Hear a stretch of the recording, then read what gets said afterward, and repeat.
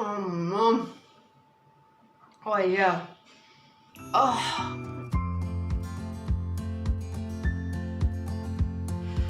Hello and welcome to my channel. It's Lorene and I am so happy to have you here joining me today. I'm up for a very interesting, special little recipe today. Again, one I've never tried before. I've never even tasted this dish before. It's actually a dish that has been highlighted to me by a very special person who came to visit me for the very first time a couple of months ago, and she was from Ireland and it was my cousin. How does it get any better? So I had my Irish cousin here, and flukily enough I happened to have this wee book, and I said to her, can you have a look in there and see if, like, is it a genuine thing? Is it like just a bunch of random things that you wouldn't really find in Ireland? And she had a quick look through the contents, and the one recipe she sort of pointed out to me was something called the Dublin Coddle. And she said it's one of those recipes that it's homely, it's warm, and it's also something that would be great after a big night out. So it's one that takes a little bit of time to do. It's not a complicated recipe at all, but it does take a little time. And I would just like to say that this particular recipe is very simplified. I did some more research on other Dublin coddles since then, and there's other recipes that you can put a lot of other things in, and some of them are cooked slightly differently. So if this recipe here is not how you remember Dublin coddle, I'm not going to apologize for that. I'm just going to say there are many different styles to this coddle. I'm going to follow this book straight up, you know, word for word in here. I did have to get a couple of little tweaks in there, only simply because the recipe doesn't say how to handle it. But I'll explain that in a minute. Alright, let's have a look at that recipe. So the recipe, as you can see, has 6 large potatoes peeled and sliced, 8 thick rashers of bacon cut in half, 10 pork sausages cut in half, 3 large onions peeled and sliced, 1 ounce or 28 grams of chopped parsley, salt, pepper and sugar to taste. So the recipe is now calling for 10 sausages cut in half. We had to do some research, of course, because cut in half, does they mean this way or do they mean this way? And it turns out they actually mean this way. So that's what we'll do now.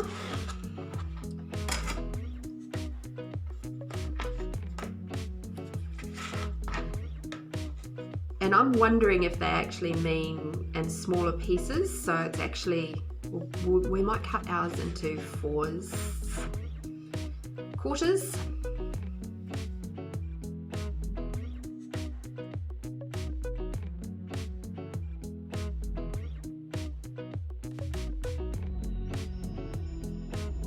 Now with bacon, I actually prefer to take the rinds off. That's a personal preference thing. I don't like really chunky bits of rind. However, what I'm going to do is I'm actually going to have this in the pot to start off with, to just add that extra little bit of flavour to the mix, because unlike some other recipes, there's no other stock added besides what the meat is cooked, like the water that the meat is cooked in. So all these little bits of bacon here, the rashers, all these bits of rashers here, I'm actually going to pop them straight into the pot like that. And in here I have 1, 2, 3, 4, 5. And they say to cut it in half, and that's because, from what I can understand of having done a little bit more research, over in Ireland a rasher of bacon is about that much. Okay, so when they say cut it in half, they mean here. But then I've also seen other recipes where it's cut into 1-inch chunks. So I'm actually going to go for the 1-inch chunk. Interesting. interesting 1 inches. All right, so it's a nice chunky piece of pork or bacon there. I'll pop those into the pot as well.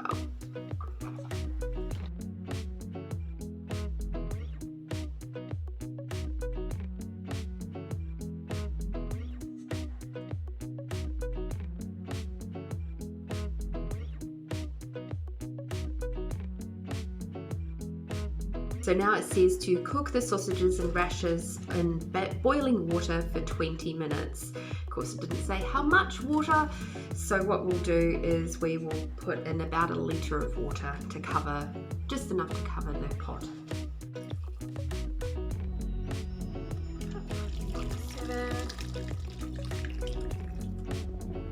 That's about 1 litre. All right, now we'll pop a lid on that one and let that cook for about 20 minutes. And I'll bring that up to the boil and then simmer. The recipe is asking for us to preheat the oven to 120 degrees. Around about there. And we'll just do it conventional. So we now have 6 large potatoes peeled and sliced. I only had 5 really large potatoes, so I just added 2 little ones in there. The interesting thing about this particular recipe was, in doing some of that extra research that I mentioned, I discovered that this is not only what they were talking about in the book there, being a traditional recipe. It's often one that was done near the end of the week when all that was really left in the cupboards was potatoes, bacon and sausages. So some of the recipes I saw also included a little bit of carrot. You might like to pop some carrots in there. Totally up to you. And now I know how interesting potato peeling is, so let's cue the fast forward.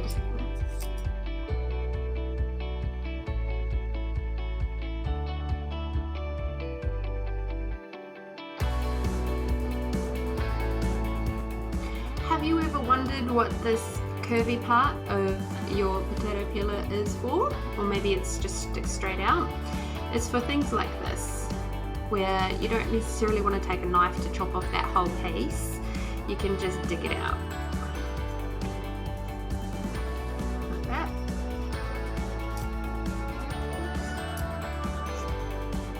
There we go. All gone.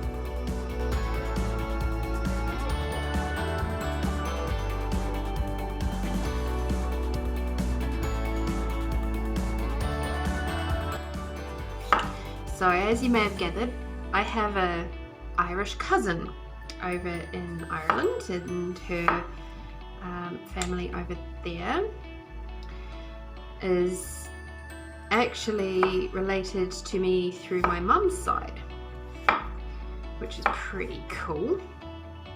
But we also have actual Irish connections back in my history anyway through my ancestry, and so it's fun to have a look at a recipe that my ancestors possibly would have made back in their day.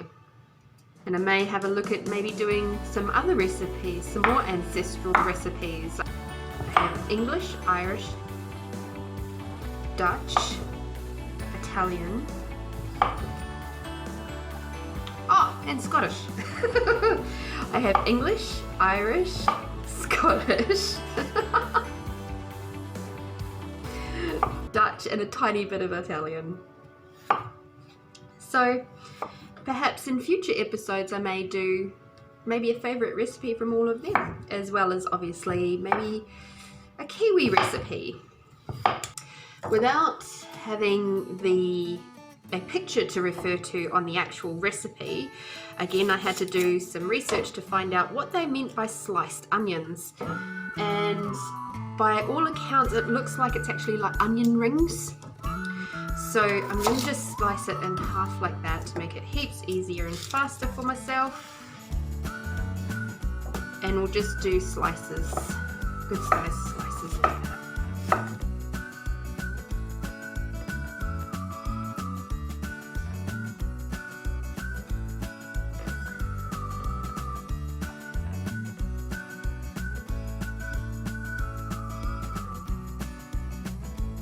so it's 28 grams of parsley, which is roughly half of this amount. We need to just chop it up.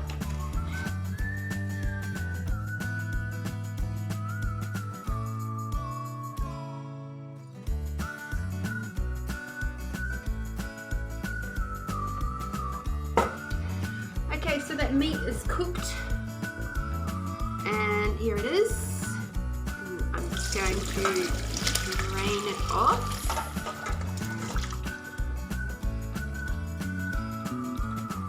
I did slip in a couple of bay leaves in there.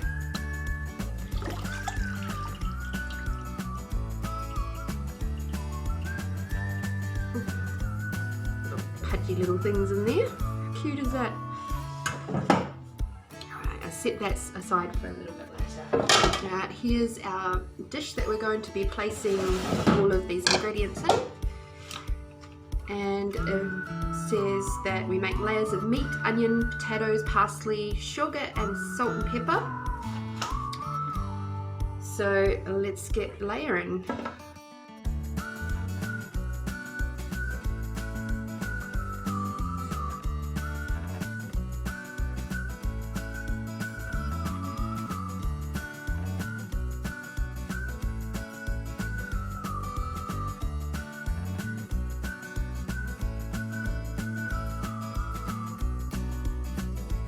Add all that lovely liquid back in there. How far down did that go? I think that might be okay. And if I need to throughout the cooking, what I'll do is I'll just add in a little bit more water. I'm just going to pop a layer of tin foil on this first to seal it up really well, and then put this on.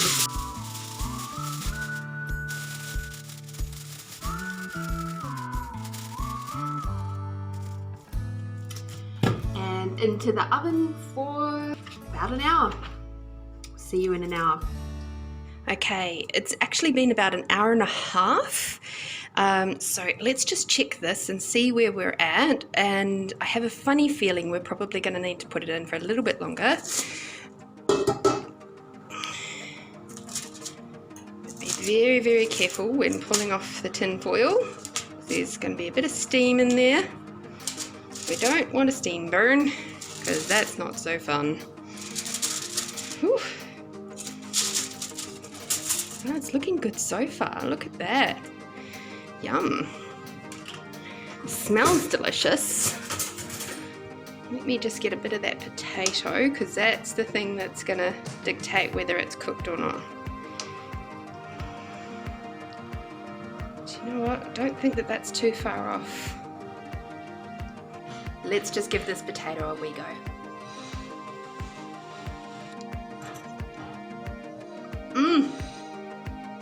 That's actually cooked. Oh wow. Okay, what I'm going to do now is thicken up the sauce a little bit, and I'm going to use some potato flour to do that, because at the moment it is really, really, really runny. So let me just show you. Okay, so as you can see, we've got lots of yummy, yummy, yummy liquid there, which is just delightful. But we're going to thicken this up a little bit. I know the recipe doesn't call for that, but I'm going to thicken it up, and I'm actually going to pop it back in the oven for a little while and to see if we can get a little bit of a crustiness on the top of that. I'm just going to put it in on about 150, I suppose, on fan bake. Alright, so we've got some potato flour in here, and we just mixed it with a bit of water, and now we'll just gently tip that over that, mix it in a little. Hopefully there's enough in there to thicken it up slightly. You of course could use just flour, you could use cornstarch. I thought that with the potatoes being in this recipe, using a bit of potato flour to thicken would be a good idea. I tell you what, that smells absolutely delicious. And what I didn't catch on camera before was that I have actually put some salt and pepper in this as well. Okay, back into the oven for another 20 minutes or so. And here we go. Oh my, doesn't that look simply delicious? Love the little bit of browning on the top there. Yeah, that sauce is thickened up nicely now. Oh, look at that. Beautiful. Oh, now that's what I call done. You could make dumplings and put that on the top of this recipe as well, and then you probably wouldn't have needed to thicken up the sauce at all, because the flour from the dumplings would have helped to soak up some of that extra. But oh, can't wait to get into this. We have our bowl here. Yum. Ready? Let's have one of those little bits of sausage. Let's grab a little bit of bacon on there, a bit of onion, a little bit of potato. Oh my goodness, so yummy. I'm so excited. It's hot.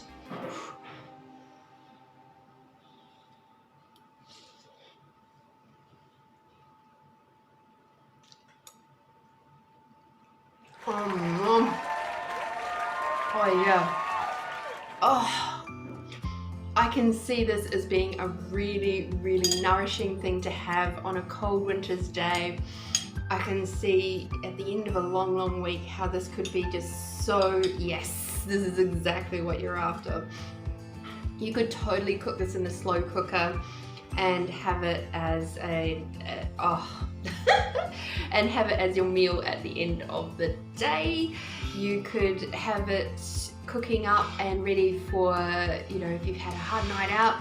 If you've cooked it up the day before, fantastic. So yes, yum, yum, yum.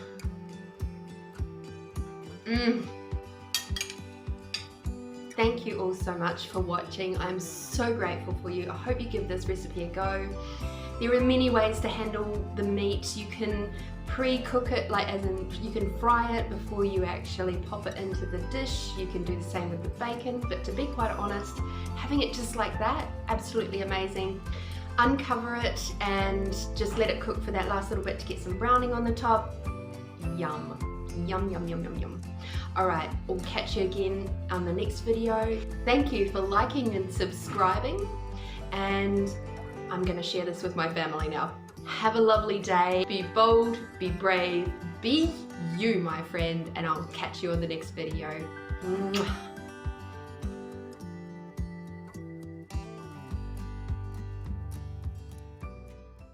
Be bold, be brave, be you, my friend. I love you.